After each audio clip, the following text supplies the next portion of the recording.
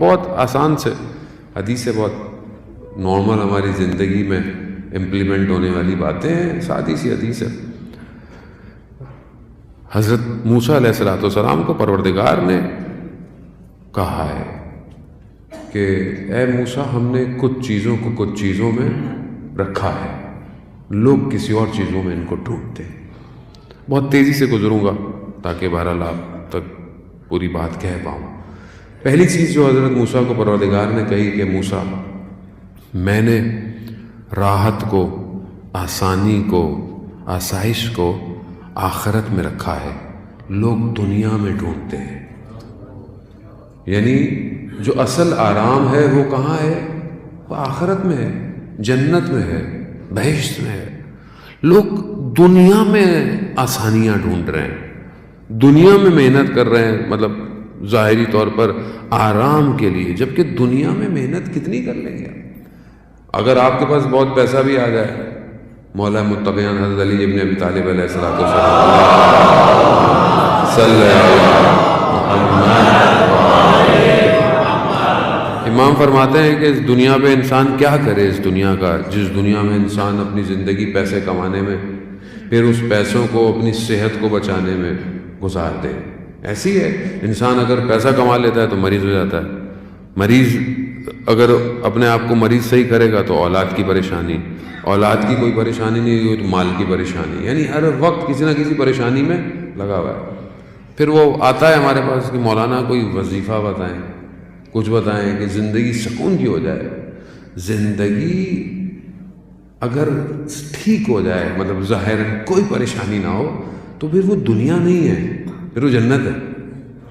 دنیا میں ابتلاءات، مصیبتیں ہیں، خاص طور پہ جوان آج کا بہت پریشان ہوتا ہے، آج کل کا جوان خاص طور پہ اس کو بہت پریشانی ہے، یہ کیسے ہوگا، یہ کیا ہوگا۔ وہ آپ کو اپنی محنت کرنی ہے، فائٹ کرنی ہے، اپنی جد و جہد کرنی ہے، اور اس زندگی کو بہتر گزارنا ہے۔ آسائشیں یہاں نہیں ملنے والی، ویسے بھی جس نے ولایت کو قبول کیا اسے آسائش نہیں ملے گی۔ یاد رکھیے گا کہ آپ بولیں کہ سب کچھ مل جائے، آرام بھی ہو، سکون بھی ہو، مولانا بھی بن جاؤں، سب کچھ مل جائے، ایسا تھوڑی ہوتا ہے۔ بہت مشکلات ہوتی ہیں، جان ہتھیلی پہ رکھو اگر ولایت صحیح عمل کرتے ہو، کسی وقت بھی تیار رہو۔ اصل خاصہ ہی اس گھر کا یہ ہے کہ تمہارے بدن کے ٹکڑے ہوں۔ اب یہاں آدمی گھبرا جاتا ہے کہ یہ کیسا دین ہے، ایک تو دین پہ بھی عمل کروں، جان کو بھی خطرہ ہو۔ وہ اصل جان کی قیمت دنیا دے ہی نہیں سکتی، اور وہ بھی ان کے راستے پر اگر جان دو تو وہ وہاں ملے گا جو ملنا ہے۔ تو یہاں مت ڈھونڈیں آسائشوں کو، یہاں اپنے اندر وہ عمل پیدا کریں جسے خدا چاہتا ہے۔ دوسری چیز بہرحال حضرت موسیٰ کو پروردگار نے یہ کہ موسیٰ، میں نے عزت کو جو ہے وہ قیام اللیل میں قرار دیا ہے، یعنی تہجد کی نماز میں نے عزت کو قرار دیا ہے۔ لوگ سلاطینوں کے دروازوں پہ ڈھونڈتے ہیں۔ اب انسان اگر ظاہری طور پر دیکھے کہ سمجھتا ہے کہ شاید میرے کسی فلانے سے میرے تعلقات ہو جائیں، فلانی جگہ پہنچ جاؤں، شاید مجھے رسپیکٹ ملے، عزت ملے، ایسا نہیں ہے۔ آپ قوموں کا حال دیکھیں، قومیں جھکی ہوئی ہیں استکبار کے آگے، دنیا کی طاقتیں جو اپنے آپ کو کہتی ہیں ان کے آگے، کیا ہوگا؟ ہمیں عزت ملے گی۔ عزت تھوڑی ہے، عزت تو خدا کے ہاتھ میں ہے، خدا جسے چاہے دے۔ اب خدا وہ ہے کہ خدا اگر چاہے کسی کو عطا کرنا، حدیث ہے، اور پوری دنیا اسے حاصل نہ کرنے دے مگر خدا پھر بھی اسے عطا کرتا ہے، اور اگر پوری دنیا کسی کو کچھ دینا چاہے اور خدا نہ چاہے تو کوئی کچھ نہیں دے سکتا۔ عزت اسی کے ہاتھ میں۔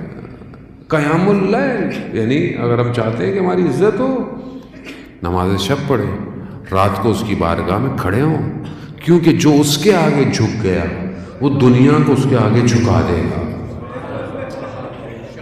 اس کے آگے جھکے جو مالک ہے، جو خالق ہے۔ اور ویسے بھی انسان ظاہری ہو سکتا ہے نماز میں ریاکاری ہو جائے، مطلب خدا نخواستہ ایسا نہیں ہوگا، لیکن ہوتا ہے کہ بہرحال، لیکن جو رات کو انسان اپنی تنہائی میں اپنی خلوت میں اٹھتا ہے اور خدا کو سجدے کرتا ہے، وہ جانتا ہے یا اس کا بندہ جانتا ہے؟ یہ بہت ضروری ہے، اور خاص طور پہ جوانوں کے لیے بہت ضروری ہے۔ آج کل کا جوان جو چاہتا ہے کہ میں دنیا میں بھی کامیاب ہوں، میں آخرت میں بھی کامیاب ہوں، اسے چاہیے کہ اپنی جوانی ہی سے نماز شب کی عادت ڈالے، تہجد کی عادت ڈالے۔ کیونکہ بہرحال ہم تو سنتے رہتے یہی تھے کہ بڑے بزرگ تہجد پڑھتے ہیں کیونکہ آپشن کم رہ گیا ہے زندگی میں، تو چلو تہجد ہی پڑھ لیں، لیکن ایسا نہیں ہے۔ عبادت کی لذت جوانی میں ہے۔ کیوں؟ کیونکہ اس وقت کئی اور لذتیں موجود ہوتی ہیں، اور اگر آپ ان لذتوں کو ترک کر کر خدا کی بارگاہ میں سجدہ ریز ہوں، اس سے بڑی لذت کوئی نہیں ہے۔ یہی لذت آپ کے وجود کو پاک کرتی ہے۔ انسان جب عبادت کی طرف بھاگتا ہے، خدا کی طرف بھاگتا ہے، گویا وہ اپنی معاملات کو اس کے حوالے کر رہا ہوتا ہے۔ جب آپ کا معاملہ اس کے حوالے ہو گیا تو پھر زندگی آپ کو کچھ نہیں کر سکتی۔ تو ہم دیکھتے ہیں دنیا میں کتنے بڑے بڑے لوگ ہمارے سامنے ہے کہ مثالیں بھی بہت ساری ہیں، بڑے بزرگوں کی، علماء کی، اولیاء کی، شہداء کی جو مثالیں ہیں۔ کیوں ان کو عزت ملی اتنی؟ کیوں ان کو اتنی عزت ہے؟ امام خمینی جیسی شخصیت کیا آپ دیکھیں کہ کتنا ان کے مقابلے میں اس زمانے میں آئے۔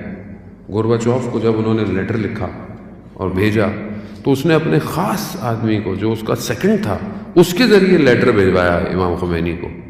امام خمینی نے کہتے ہیں 5 منٹ لگائے پڑھنے میں اور ختم کیا، اور کہا کہ میں اس کے لیے عالم غیب سے کچھ دروازہ کھولنا چاہتا تھا، اسے چاہیے میرے خط کو دوبارہ پڑھے، اور پھر اٹھ گئے، بات نہیں کی۔ وہ یہ سمجھا کہ شاید سیاسی طور پر، پولیٹیکل طور پر رشیا ساتھ دے، مگر انہوں نے نہیں کہا۔ امام نے کہا کہ جس کمیونزم کی تم بات کرتے ہو یہ ایک تاریخی بات بن جائے گی، اور یہی ہوا۔ کیوں جھک نہیں پائے لوگ؟ ایسا شخص کسی کے آگے جھک نہیں پائے۔ کیوں پایا؟ کیونکہ تہجد کی نماز میں ان کا بیٹا بیان کرتا ہے کہ ایک مہمان ہمارے گھر پہ آیا، اور رات کو کیونکہ اکیلا سونا مکروہ ہے مہمان کا، تو بابا نے کہا کہ ساتھ سو، تو وہ رات کو اٹھ گیا، کہتا ہے کہ آپ کے یہاں کسی کا انتقال ہو گیا ہے، بہت گریا ہو رہا ہے رات کو۔